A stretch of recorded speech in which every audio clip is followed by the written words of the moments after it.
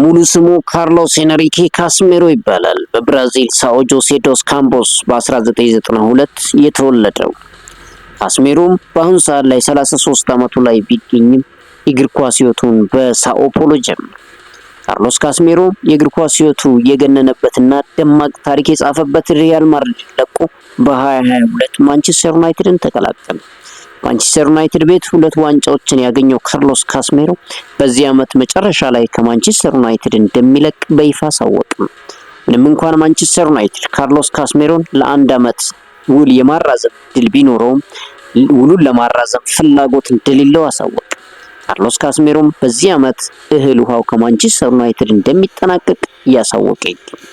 እግር ኳስ ሕይወቴ ሙሉ በሙሉ ማንቸስተር ዩናይትድን እየደገፈ ይቀጥላል፣ እስከ ሕይወቴ ፍጻሜ በልቤ ይኖራል ያለው ካርሎስ ካስሜሮ ከማንቸስተር ዩናይትድ ዘንድሮ እንደሚያበቃ ሕይወቱን ተናገረ።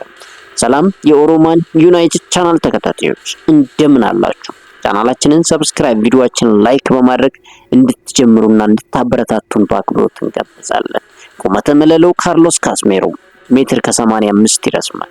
በመሃል ሜዳ ዘዋሪነት የሚታወቀው ካርሎስ ካስሜሮ በማንቸስተር ዩናይትድ ቤት የ18 ቁጥር መለያን ለብሶ ከ22 ጀምሮ እስካሁን ድረስ እየተጫወተ ይገኛል። ካርሎስ ካስሜሮ በህይወቱ ምንን አሳካ፣ ምን ገድሎችን ፈጸመ የሚለውን ልንነግራችሁ መጥተናል። ካርሎስ ካስሜሮ በ2002 ሳኦ ፖሎ ውስጥ እግር ኳስ ህይወቱን የጀመረው በሪያል ማድሪድ ውስጥ ታላቅ ታሪኮችን ጽፎ ወደ ማንቸስተር ዩናይትድ ቢቀላቀልም በሪያል ማድሪድ የምናውቀው ካርሎስ ካስሜሮ በማንቸስተር ዩናይትድ ቤት ማየት አልቻለም። ካርሎስ ካስሜሮ እግር ኳስ በቃይ ሳትለ አንተ እግር ኳስን አቁም እስከሚባል ትችት የደረሰበት ሲሆን አሁን ላይ በማንቸስተር ዩናይትድ ቤት ቁልፍ ተጫዋች መሆኑን እያስመሰከረ ይገኛል። በ2002 እስከ 2010 በሳኦ ፖሎ 92 ጨዋታዎች ላይ የተሰለፈው ካርሎስ ካስሜሮ 9 ጎሎችን አስቆጥሯል። 2013 ላይ ወደ ሪያል ማድሪድ በውሰት የተቀላቀለው ካርሎስ ካስሜሮ በአመቱ 15 ጨዋታዎችን አድርጎ 1 ጎልን አስቆጥሯል። ካርሎስ ካስሜሮ በሪያል ማድሪድ ከ2013 እስከ 2022 የሚያቆየውን ቋሚ ኮንትራት ፈርሞ በ2014 እስከ 2015 በፖርቶ በውሰት ማሳለፍ ተገዷል። አቋሙ እንደተጠበቀው ያልሆነላቸው ሪያል ማድሪድ በውሰት ለ1 ዓመት በፖርቶ እንዲቆይ አደረጉ። በፖርቶም 28 ጨዋታዎች ላይ በመሰለፍ 3 ጎሎችን አስቆጠሩ። ካርሎስ ካስሜሮ በ2015 ወደ ሪያል ማድሪድ በመመለስ የመሃል ሜዳው ቁልፍ ተጫዋች በመሆን ብዙ ስኬቶችን በሪያል ማድሪድ ማሳካት ችሏል። ካርሎስ ካስሜሮ በ2015 ወደ ሪያል ማድሪድ ከተመለሰ በኋላ ብዙ ዋንጫዎችን በሪያል ማድሪድ ማሳካት ችሏል። በላሊጋው 3 ዋንጫዎችን፣ በሱፐር ካፑ ስፔን ሱፐር ካፕ 3 ዋንጫ፣ የፊፋ ዓለም ዋንጫን 3 ዋንጫዎችን ያነሳው ካርሎስ ካስሜሮ በዩኤፋ ሱፐር ካፕም 3 ዋንጫዎችን አንስቷል። 1 የኮፓ ዴላሬ፣ 5 የዩሮፓ ሻምፒዮንስ ሊግን ያሳካው ካርሎስ ካስሜሮ በ2022 ወደ ማንቸስተር ዩናይትድ በ70.65 ሚሊዮን ፓውንድ ተቀላቀለ። ማንቸስተር ዩናይትድ ቤት ቆይታው 1 የኤፍኤል ካፕ እና 1 የኤፍኤ ካፕ ዋንጫን ማንሳት ችሏል። ካርሎስ ካስሜሮ ባህል ሜዳ ላይ በሚሰራቸው አደገኛ ታክሎች በማንቸስተር ዩናይትድ ቤት ብዙ ጊዜ የቀይ ካርድ ሰለባ ሲሆን አይተናል። ካርሎስ ካስሜሮ በብራዚል ኢንተርናሽናል ህይወቱ ስንመለከት በ2009 ከ17 ዓመት በታች የተጫወተ ሲሆን 7 ጨዋታዎችን አድርጎ 1 ጎል ማስቆጠር ችሏል። በ2011 በብራዚል ከ20 ዓመት በታች ቡድን ውስጥ ተካቶ 15 ጨዋታዎችን አድርጎ 3 ጎሎችን አስቆጥሯል። ከ2011 ጀምሮ እስካሁን ድረስ በብራዚል ዋናው ቡድን ላይ 82 ጨዋታዎችን ያደረገ ሲሆን 8 ጎሎችንም ማስቆጠር ችሏል። ብራዚላዊ ካስሜሮ በቴስታ በሚገጫቸው ኳሶቹ ይታወቃል። ካርሎስ ካስሜሮ በአሁኑ ሰዓት ላይ በማንቸስተር ዩናይትድ ቤት ከብዙ ትችት በኋላ ወደ አቋሙ እየተመለሰ ማንቸስተር ዩናይትድ ላይ አደገኛና አስገራሚ ጎሎችን ሲያስቆጥርለት አይተናል። ካርሎስ ካስሜሮ በማንቸስተር ዩናይትድ ቤት አሁንም ብዙ የምንፈጽማቸው ገድሎች አሉ። በዚህ ዓመት መጨረሻ ላይ ክለቡን እለያያለሁ፣ እስከዛ ግን ከክለብ አጋሮች ጋር ብዙ ነገር እንሰራለን ይላል። ካርሎስ ካስሜሮ የሚወዳት ፍቅረኛው ጋር ጋባት 2 ልጆች አባት ነው። የአንድ ሴት ልጅና የአንድ ወንድ ልጅ አባት ነው ካርሎስ ካስሜሮ። የልጅነት ህይወቱን ለመቃኘት ያክል ካርሎስ ካስሜሮ ከእናቱ ቬናሲዮ ማጋዳ ዲ ፋሪያ ካስሜሮ ወለድ ከአባቱ ሳልቫዶ ካስሜሮ። አባት ካስሜሮ ያደገው በጣም ድሃ ከሚባሉ ቤተሰብ ነበር። እናትና አባቱ ገና በ3 ዓመቱ ነበር የተለያዩት። እናቴ ለኔ ሮል ሞዴሌ ነች፣ ለኔ ብዙ መስዋዕትነትን ከፍላለች፣ የጥንካሬ ምልክቴ ናት የሚለው ካርሎስ ካስሜሮ በመጀመሪያ ባገኘው ደሞዝም ለእናቱ ቤት እንደገዛ ይናገራል። ካርሎስ ካስሜሮ አመለሸጋና ችግርን በደንብ አይቶ ያደገ ልጅ ሲሆን በጥሩ ስብዕናውም ይታወቃል። ካርሎስ ካስሜሮ 2014 ከአሁኑ ባለቤቱ ጋር በመጋባት የሁለት ልጆችንም መውለድ ችሏል። ካርሎስ ካስሜሮ የመጀመሪያ ልጁ ሳራን በ2016 ሲወልድ ሁለተኛ ልጁ ደግሞ ካዮን በ2021 ወልዷል። ካርሎስ ካስሜሮ ባለቤት አና ማሪና ኦርቴጋ የሜካፕ አርቲስት ባለሙያ ስትሆን ሶሻል ሚዲያ ላይ ተጽዕኖ ፈጣሪ ሴት ናት። ካርሎስ ካስሜሮ ከማንኛውም ጠንካራ ወንድ ጀርባ አንዲት ሴት አለች የሚለውን ሲናገር በአንድ ወቅት ላይ እግር ኳስ ማቆም አለብኝ ብዬ ተናግሬ ነበር ይላል ካርሎስ ካስሜሮ። ነገር ግን ባለቤቴ አና ማሪና እመነኝ፣ አንተ በዚህ እግር ኳስ ላይ ብዙ ጎሎችንም ታስቆጥራለህ፣ ብዙ ጨዋታዎችንም እንደምታደርግ እርግጠኛ ነኝ ብላ አበረታታችኝ ይላል ካርሎስ ካስሜሮ። እሷ ብርታት እና እሷ ያለችኝን ነገር በኋላ እግር ኳስ ህይወቱ እንደቀጠለና በእግር ኳስም ብዙ ነገሮችን ማሳካት እንደቻለ ካርሎስ ካስሜሮ ይናገራል።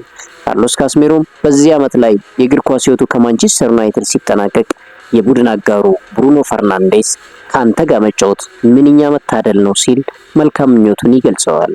ካንተ ጋር በመጫወቴ በጣም ደስታን ይሰማኛል ያለው ብሩኖ ፈርናንዴስ ከካስሜሮ ጋር በመጣመር 132 ጨዋታዎችን በጋራ አድርገዋል። 2022 እስከ ዛሬ ድረስ ካርሎስ ካስሜሮ እና ብሩኖ ፈርናንዴስ በጋራ 132 ጨዋታ በማድረግ 2 ዋንጫዎችንም በጋራ አሳክተዋል። አንድ የካራቦ ካፕ እና አንድ የኤፍኤ ካፕ ዋንጫዎችን። ማንቸስተር ዩናይትድ እስከ ህይወት ፍጻሜ ከኔ ጋር ይኖራል ያለው ካርሎስ ካስሜሮ ዘንድሮ ማንቸስተር ዩናይትድን ቢለቅም ሁልጊዜ ማንቸስተር ዩናይትድ በልቡ እንደሚኖር ተናግሯል።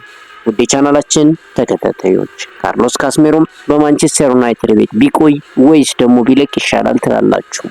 ብዙዎች እንደማይስማሙበት አውቃለሁ። ካርሎስ ካስሜሮ በሪያል ማድሪድ ጉልበቱን ጨርሶ ነው የመጣው የሚሉም ሰዎች እንዳሉ እናምናለን። እውነት ነው። ካርሎስ ካስሜሮ በሪያል ማድሪድ ብዙ ገድሎችን ፈጽሟል፣ ብዙ ድካሞችንም አሳልፏል። ይሁን እንጂ ካርሎስ ካስሜሮ አሁን ላይም በማንቸስተር ዩናይትድ ቤት እያደረገ ያለው እንቅስቃሴ አሳማኝና አስፈላጊ እንደሆነም ይታወቃል። ማንቸስተር ዩናይትድ ካርሎስ ካስሜሮን የሚያጣ ከሆነ በሱ ቤታ ካርሎስ ባሌባን የረጅም ጊዜ ተተኪ አድርጎ ለማስፈረም ከባለፈው ዓመት ጀምሮ ደፋ ቀና እያለ መሆኑ ይታወቃል።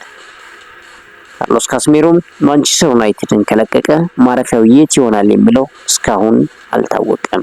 ከማንቸስተር ዩናይትድ ጋር እንደሚለያይ ያሳወቀው ካርሎስ ካስሜሮ ክለቡ ለተደረገለት ነገር ሁሉ ምስጋናውን አቅርቧል። ካርሎስ ካስሜሮ ሲናገርም እስከ ህይወት ዘመኔ የማንቸስተር ዩናይትድ ደጋፊ ሆናለሁ፣ ክለቡ ሁሉ ጊዜም በልቤ ይኖራል፣ ሁሉንም ነገር በጣም አመሰግናለሁ ሲል ይናገራል። አሁን የምሰናበታችሁ ጊዜ አይደለም ያለው ካስሜሮ በቀጣይ ወራት በጋራ የምንፋለማቸው ብዙ ነገሮች አሉን ሲል ተናገርም።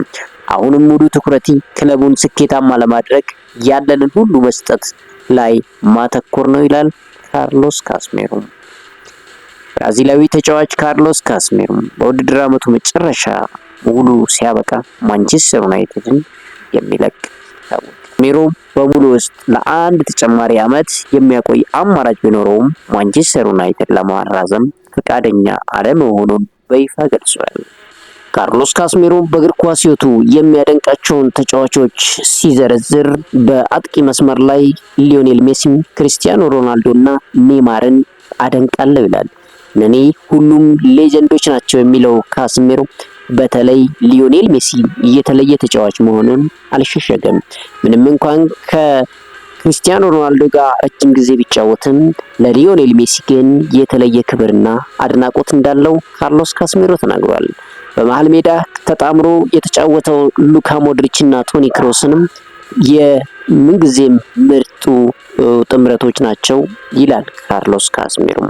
ሉካ ሞድሪች እና ቶኒ ክሮስ ከነሱ ጋር ደስታ ይሰማኛል፣ በእግር ኳስ እዝናናለሁ ይላል ካርሎስ ካስሜሮ። ብሩኖ ፈርናንዴዝ የተለየ ተጫዋች ነው፣ እንደ ልብ ምቴ እቆጥረዋለሁ፣ በጣም ያዝናናኛል፣ እወደዋለሁ፣ ከሱ ጋር መጫወት ደስ ይለኛል ይላል ካርሎስ ካስሜሮ። ነገር ግን ከሉካ ሞድሪች እና ከቶኒ ክሮስ ጋር ያለኝ ጥምረት መቼም የማረሳው ጥምረት ነው ሲል ካርሎስ ካስሜሮ በአንድ ወቅት ላይ በሰጠው ቃለ መጠይቅ ይናገራል። ውድ የቻናላችን ተከታታዮች ለዕለቱ ያስኩላችሁ የካርሎስ ካስሜሮ ጥንክር ይህን ይመስላል። ካርሎስ ካስሜሮም በዚህ ሳምንት ታላቅ ገድል በማንቸስተር ዩናይትድ መፈጸም ይጠበቅበታል። መቼም የማይረሳ ገድል ይሆናል ተብሎ የሚጠበቀው የአርሰናል እና የማንቸስተር ዩናይትድ ጨዋታ ምናልባት ለካስሜሮ ትልቅ ታሪክ ይዞ የሚመጣ ይሆናል። ኮቤ ማይኖ ጋር ተጣምሮ ከአርሰናል ጋር ለሚኖረው ጨዋታ የሚያሳየው ድንቅ ብቃት ይጠበቃል። እሁድ ዕለት ምሽት 1 ሰዓት ተኩል ማንቸስተር ዩናይትድን ከአርሰናል የሚያገናኘው ጨዋታ ዓለም ሁሉ በጉጉት ይጠብቀዋል። ማንቸስተር ዩናይትድ በማንቹሪያን ደርቢ ያሳየውን ድንቅ አቋም መልሶ በአርሰናል ላይ የሚደግም ከሆነ ምናልባት ካርሎስ ካስሜሮም ታሪክ የሚጽፍበት ዕለት ሊሆንለት ይችላል። መቼም የማይረሳው የዚህ ዓመት ድንቅ ድል ሆኖ ሊመዘገብላቸው ይችላል። በመሃል ሜዳ ላይ እንደተለመደው ከኮቤ ማይኖ ጋር ይጣመራል ተብሎ ይጠበቃል። ማንቸስተር ዩናይትድ ብሩኖ ፈርናንዴስን 10 ቁጥር ቦታ ላይ ሲያሰልፍ ብሩኖ ፈርናንዴስ ምን አይነት ገዳይ ኳሶችን ሊያቀብል እንደሚችልና ለአጥቂዎች ምን አይነት አስማታዊ አሲስት ሊያደርግ እንደሚችል ይታወቃል።